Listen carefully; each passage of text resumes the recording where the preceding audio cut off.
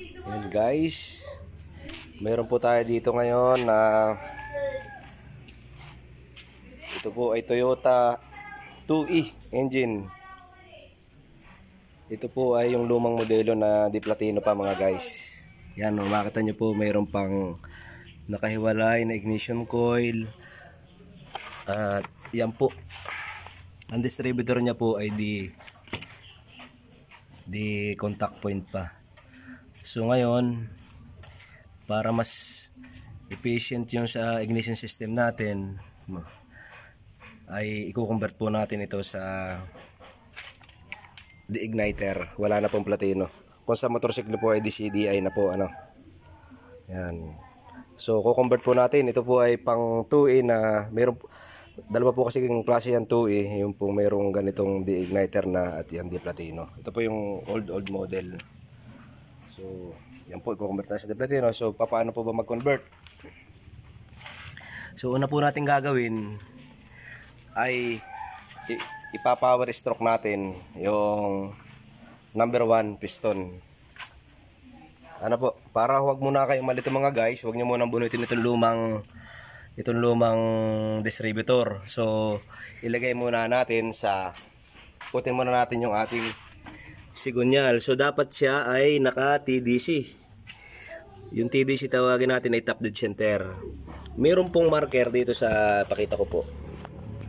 Yan, sa pulley, sa crankshaft pulley ng ating makina. Meron po yung gatla. Napakita ko po, try ko pong ipakita sa inyo kung makikita. Ayan mga guys, nakita niyo yung nilagyang kulay dilaw. Yan. Yan ang timing mark ng crankshaft pulley. Nakatapat siya doon sa 0. Yan, makita niyo 0. Bandang kaliwa may number 10, pero doon natin sa 0 ilalagay. Ibig sabihin yan, naka-top dead center na po yung ating piston number 1. Ano po? Siya po ay naka-power stroke. Yan, ready na po siya mag-fire. Ngayon, ang crankshaft naman po natin, dapat ang camshaft, yung pong may nakalagay na 2E, yan po yung naka-vertical. Ayan. And then, para huwag kayong malito, huwag nyo muna tatanggalin itong distributor. Ito po ay yung ating pong rotor. Ayan, nakatapat po yan sa number 1. Ang setting po nito, siya po yung naka 1 o'clock. Ayan. Kasi marami pong setting ito, pwede pong 11 o'clock, depende sa sasalpak ng distributor. So para malaman nyo kung talaga siya ay naka number 1, yan. Teo. Apo. Yan. Yung high tension wire natin, yung rotor, yan, nakita nyo po yung rotor naka 1 o'clock. Tatapat po natin dun sa high tension number 1. Tingnan natin kung siya nga ang magpa-fire. Yan, yun po. Yung number 1, ito yung high tension number 1. Tingnan natin kung sa number 1 nga ito pupunta. So, yun mga guys, sa number 1. So, ibig sabihin, tayo po ay naka power stroke. Ready mag-fire yung number 1. Ano po? So, yun. So, pwede na natin siyang tanggalin. So yun guys, sasalpak naman natin itong bago na distributor. So para huwag kayong malito mga guys, dito sa distributor natin merong yummy number 1, 2, 4, 3. Pero ang ikot nito mga guys ay counterclockwise. Kaya ang firing order ng mga ganitong sasakyan ay 1, 3, 4, 2. Kaya yan, 1. Diyan natin itatapat yung rotor. 11 o'clock ang setting pala nito mga guys. Na po, kanina yung sa di platino nakasit siya ng 1 o'clock. Pero dito kailangan 11 o'clock para magtama dito sa nasa cap natin ano, 1, 3, 4, 2 ang firing order. So i-open natin itong cap. Yan, ito po mga guys. Nakasit po siya ng 11 o'clock. At dito po sa dulo, makikita niyo yan may marka. Hindi naman po kayo mali dito. Yan, patong ko po muna. Yan, ito pong marker na yon, yan sa dulo, may gitli. Itatapat nyo po doon. Yan, tapat natin. Tapos sakto po yan na naka 11 o'clock. So dito nyo ilalagay yung high tension number 1. Na po, counter ang ikot niyan, 1, 3, 4, 2. Okay. So sasalpak po natin. Lalagyan nyo po ng langis yung o-ring na yan para madaling ipasok. So yan, nakatapat po. Sasalpak po natin.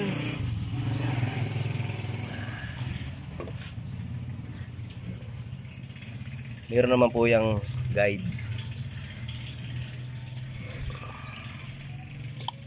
So yan mga guys, naisalpak na po natin. Yan po, naka 11 o'clock siya. Ito po ay pwede nyong galaw-galawin. Yan po yung pag-a-adjust ng timing. Yan, meron po yung adjustan diyan. Ang ignition timing po nito sa manual ng 2E ay 10 degree before top dead center. Ginagamitan po yun ng timing light para makuha nyo yung sakto.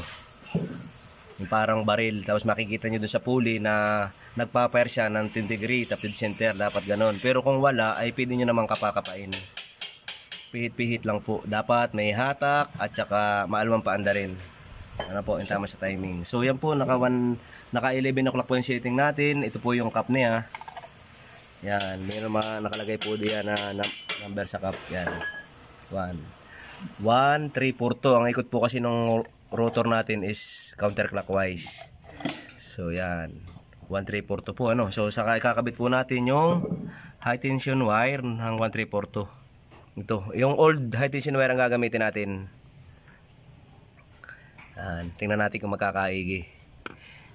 Then, explain ko lang pong mabilis. Ito pong dati natin di platino, nakahiwala yung ignition coil niya. Ito yung ignition coil. So dito sa wala ng platino, ito po yung naka-integrated na lahat. Yung ignition coil niya nasa loob. Tapos, yung pong pinaka-igniter po, yung pinaka-CDI, condenser discharge ignition, nandyan na rin po. So, pinagsama-sama na, in-integrated na siya. Wala na po siyang contact point, kaya less po yung arcing at magiging precise na po yung ignition timing niya.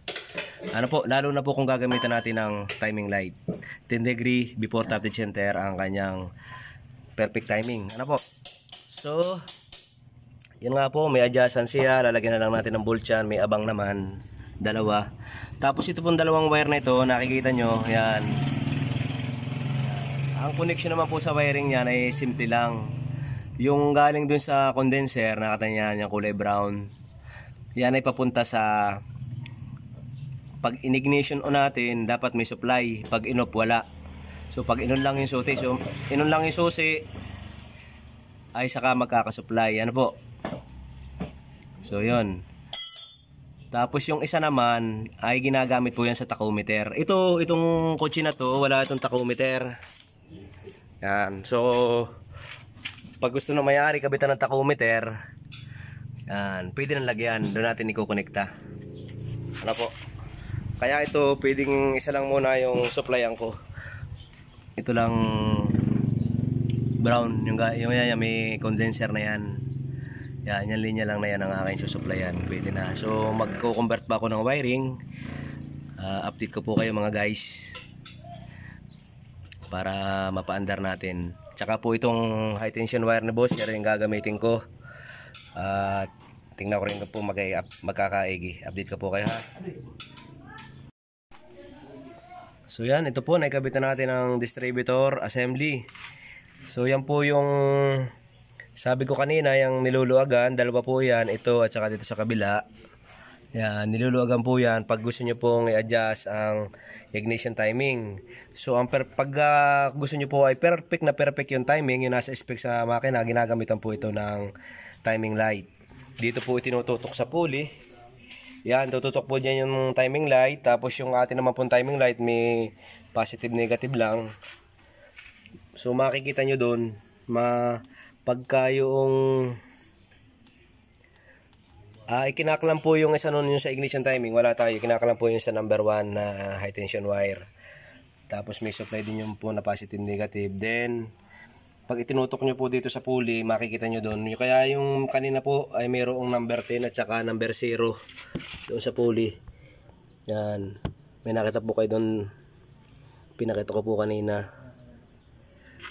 So yun po ay, ang purpose noon ay para sa pag-check ng timing, 10 degree before top dead center na po.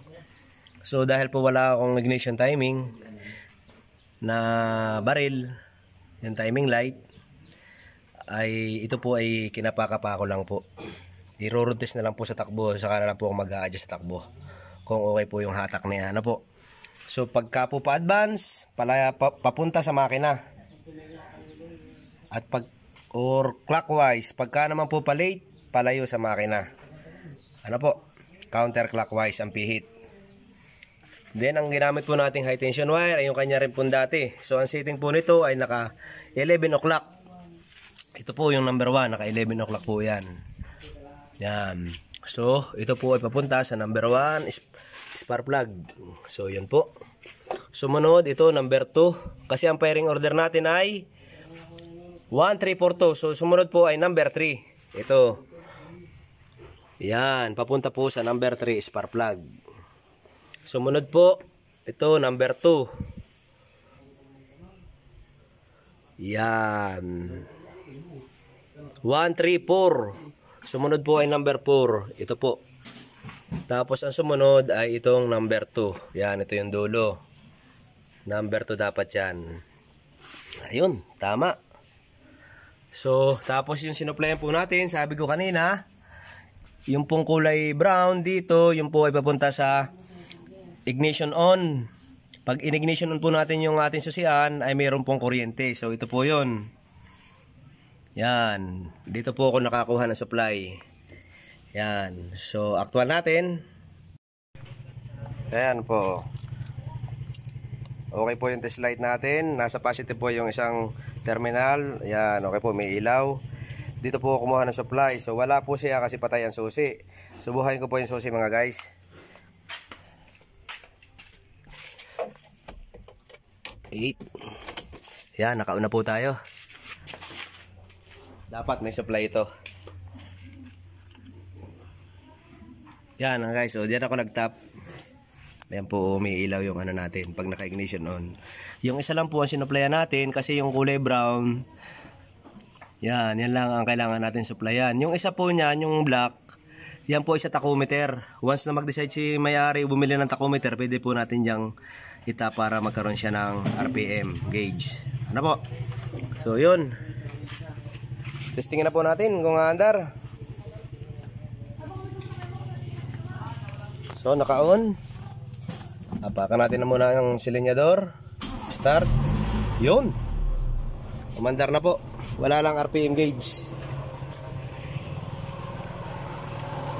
So guys, yan po yung andar niya. One click naman po. At i-test drive na lang natin kung okay yung hatak. Ano po? Super. May galit naman po yung makina.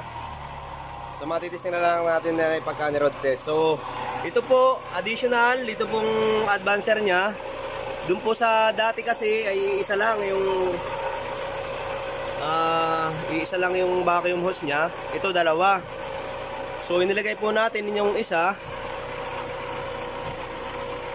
Yung isa dyan ay pagka yung sinisilinyador ina-RP mayroong vacuum. At yung isa naman ay lagi na siyang may vacuum. So yun. Test drive po natin ito para ma-check natin kung okay na po. May galit naman siya. Mag-a-adjust na tayo sa timing pagka medyo hindi pa kontento yung may-ari sa hatak. Pero okay naman, hindi siya hard starting kaya palagay ko ay okay na ito. Ano boss, okay naman yung takbo ng ano mo? Ayos na. Okay na, malaking improvement na mapalitan natin ang distributor. Okay na, hindi na siya nagbabibrate. Kaya hindi na namamatay pagka nagmi-minor. Dati namamatay siya pagka naka-minor. Namamatay. So okay naman yung hatak boss? Ayos. Ayos, okay. Hala. Thank you. Thank you. Ingat boss, ingat.